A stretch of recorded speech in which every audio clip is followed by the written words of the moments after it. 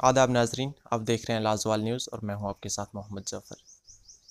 आज हम बात करेंगे गुजर बकरवाल हॉस्टल्स की।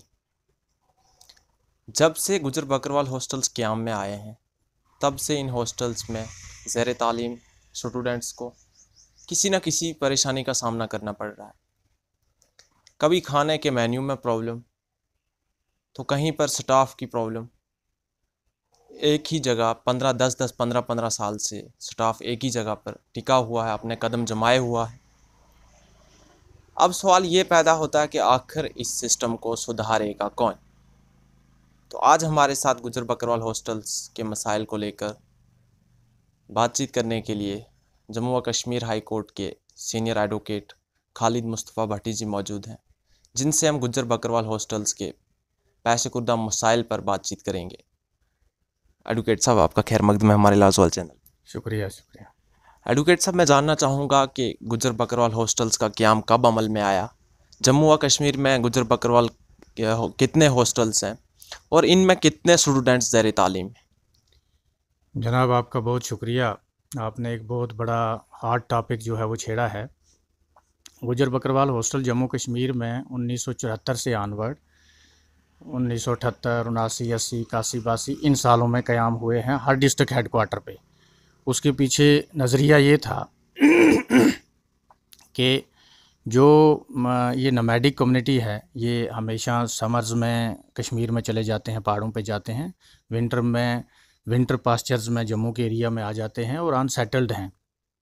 तो इनके बच्चों को तालीम और तरक्की के लिए, ताकि डिस्ट्रिक्ट हेडक्वार्टर पे इनको 12 महीने रखा जाए और वहाँ बिठाने के लिए 100 बेड का 100 सीट का एक हॉस्टल हर डिस्ट्रिक्ट हेडक्वार्टर पे कायम किया। और आज की डेट में टोटल तकरीबन 23 हॉस्टल मौजूद हैं, 14-15 अंडर कंस्ट्रक्शन है इस वक्त भी। तो उसमें 6th से लेकर 12th तक और फिर पीजी और यूजी हॉस्टल्स तकरीबन 2600 तलबा जो हैं वो इसमें दाखिल हैं इस वक्त। जी।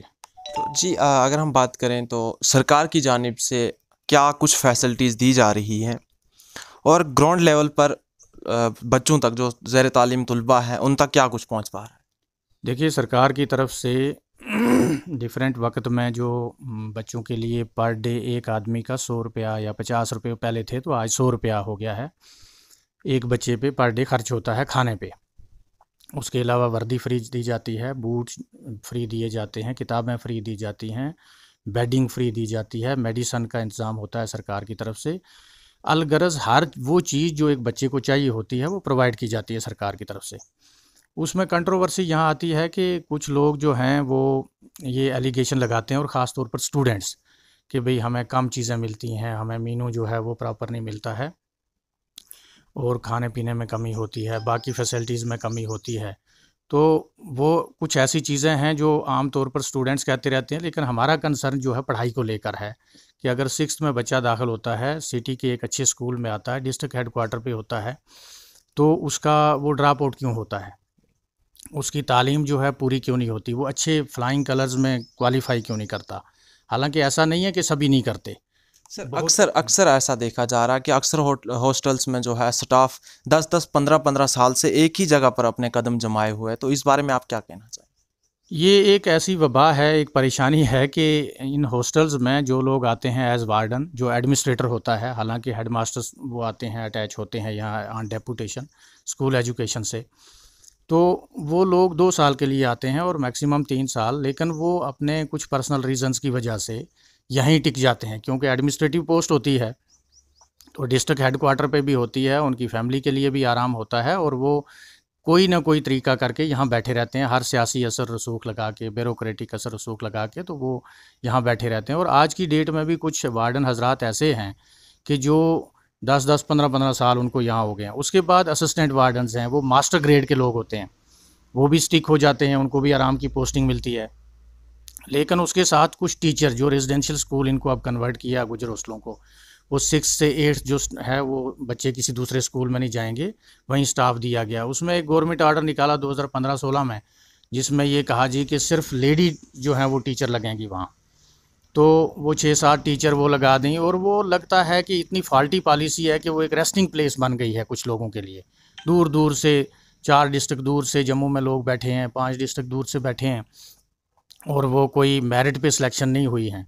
वो सिलेक्शन जितनी हुई हैं वो इस बेस पे हुई हैं कि जिसने जिसका नाम दिया तो वो वहाँ पहुँच गए सिफारिश पे। और फिर बहुत सारे लोगों की ये एलिगेशन है कि वहाँ भी कोई परफॉर्मेंस नहीं है। सर अगर हम बात करें तो अक्सर आज तो खैर कोरोना वायरस चल रहा है, सारे तालीमी इदारे बंद पड़े हुए हैं। इससे पहले की बात करें तो अक्सर तलबा की ये शिकायतें रहती हैं कि उनको खाना ढंग से नहीं मिल पा रहा है और उनके साथ जो वार्डन्स वगैरह हैं वो गैर जानबदाराना बर्ताव कर रहे हैं, और जब भी तलबा ने अपने हुकूक मांगे तो उन्हें तरह तरह की धमकियाँ दी गई। ऐसा क्यों? ये हमारे नोटिस में भी आया है कि कुछ लोगों के खिलाफ एफआईआर भी लगी है स्टूडेंट्स के खिलाफ जिन्होंने कोई बात कही है। कुछ लोगों को रेस्टिकेट भी किया है, कुछ को परेशान हरासा किया है।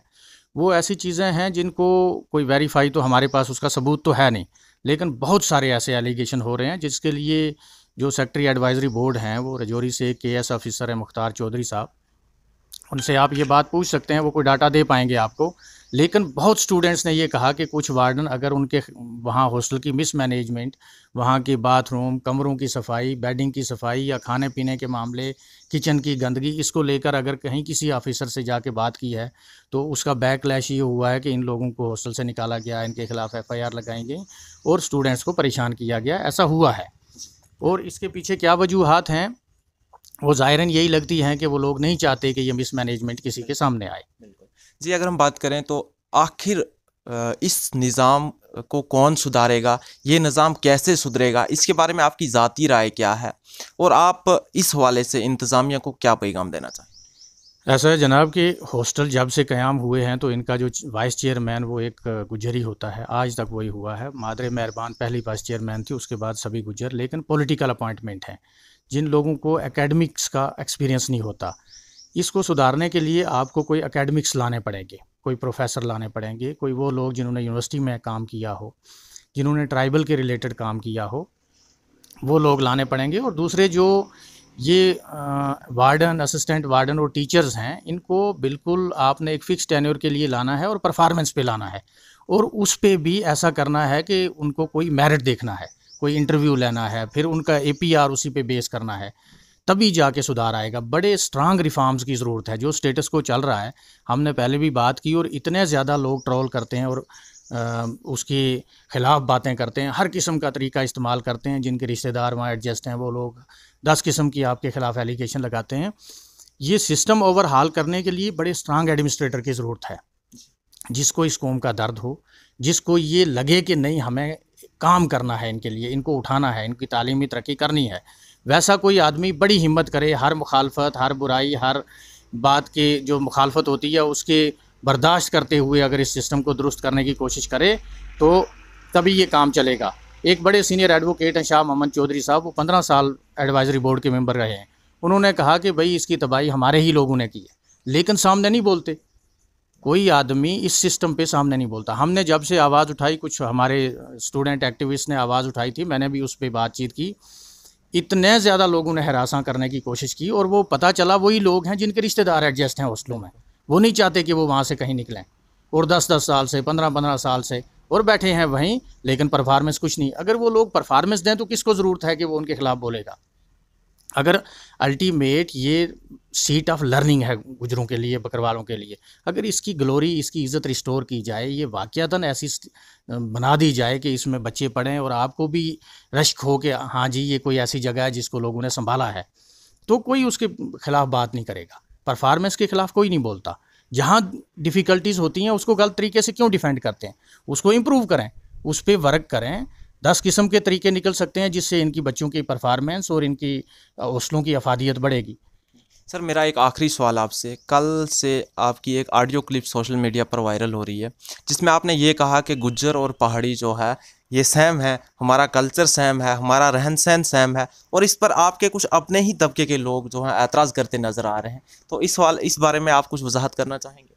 उसमें ऐसा है कि मैंने जो बात कही थी वो ये थी कि भाई गुज्जर और पहाड़ी जो हैं वो सेम हॉस्टल्स की कंटेक्स्ट में हैं कि उनको भी हॉस्टल दिए गए हैं, पहाड़ीज़ को भी हॉस्टल दिए गए हैं। अदरवाइज़ जो सोशली और इकोनॉमिकली दोनों तबकों में बहुत बड़ा डिफरेंस है। वो सेटल्ड कम्युनिटी है, ये माइग्रेटरी कम्युनिटी है। उनके पास अपने घर हैं, ज़मीनें हैं, जायदाद है, इनके पास कुछ नहीं है। ये यहाँ भी आके तंबू लगाते हैं, वहाँ भी जंगलों में तंबू लगाते हैं। वो कोई डिफरेंस, वो कोई सिमिलरिटी नहीं है इनमें, वो डिफरेंस है। उसको खामखा आउट ऑफ प्रपोर्शन और आउट ऑफ कंटेक्स्ट कुछ लोगों ने वो उतना सा क्लिप काट के उसको वो दिखा रहे हैं। वो वही लोग दिखा रहे हैं कि जो हॉस्टलों में इस इशू से लोगों को डाइवर्ट करना चाहते हैं, और बहुत अच्छी कोशिश की है जिससे वो खुद एक्सपोज हो रहे हैं। हमारा कभी ये कहना नहीं है कि ये दोनों सिमिलर कम्युनिटीज़ हैं। मेरा ये मानना है हमेशा से कि पहाड़ी कोई एज सच ट्राइब नहीं है। पहाड़ी एक अम्ब्रेला है जिसके अंडर बहुत सारे लोगों ने आने की कोशिश की है, और वो एक सियासी बात बनाई गई है। ठीक है, वो उनका एक एजेंडा है। हर जो कौम है, कबीला है, उसको हम तो इस तरह से मानते हैं कि उनकी तो तरक्की होनी चाहिए, इसमें कोई गलत बात नहीं है।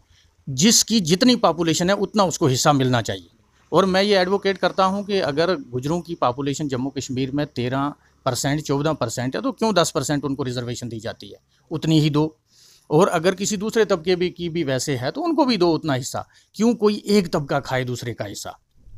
लेकिन मैं फिर आपको ये बता दूं, मैंने कभी ये नहीं कहा है कि ये एक जैसे हैं।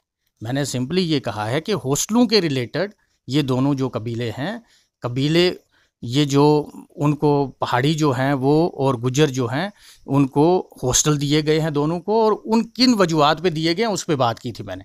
ये नहीं है मेरा मौक़िफ़ कि मैं ये समझता हूँ कि ये दोनों बराबर हैं, या कोई कल्चरली या सोशली या इकोनॉमिकली। ये आपकी नोटिस में रहे। जी, आपका बहुत बहुत शुक्रिया। तो नाज़रीन, आप देख रहे थे हमारे साथ गुज्जर बकरवाल हॉस्टल्स पे एडवोकेट खालिद मुस्तफ़ा भट्टी जी ने बात की, और जो भी पेश कुर्दा मसाइल हैं गुज्जर बकरवाल हॉस्टल्स में उनको उभारने की भरपूर कोशिश की। तो इसी तरह से हमारा आज का ये प्रोग्राम इख्तिताम को पहुँचता है। अपने मेज़बान को दीजिए इजाज़त। देखते रहिए लाजवाल न्यूज़।